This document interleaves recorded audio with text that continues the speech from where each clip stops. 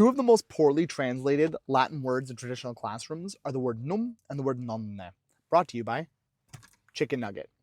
The word nonne and the word num are things that don't really have good correspondence in English to one word.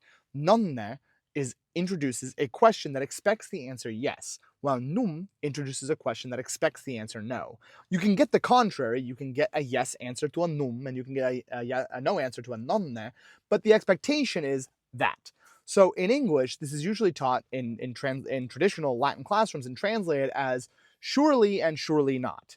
Surely you can't be serious expects a no answer. My name's not Shirley. And you say, surely you're going to the store later, right? And the answer is yes. My name's still not Shirley. But these are really archaic usages of English at this point. Very few people nowadays are using these sorts of interrogative introducers to get a yes or no answer. So the way I usually teach it is with the English word right with a positive or negative in the main clause.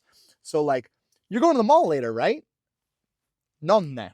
You're going to the mall later, right? I'm expecting you to say yes. You might not say yes, but I'm expecting you're going to say yes. Like, yeah, you're going to the mall later, right? And then the opposite is like, you're not going to the mall later, right?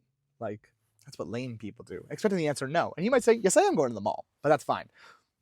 It's really important when we're learning Latin to do meaning connection. That can be with pictures and images, right? When you see a canis and you see a picture of a dog, that's going to be more meaningful perhaps than canis and the word dog in English, because you're developing a mental representation of the language that is not built on another language. But it can be really useful for these sorts of ideas to connect them to idioms in other languages and how they're said. So that's what I have to say about num and nonne. What do you think? Follow me for more Latin content.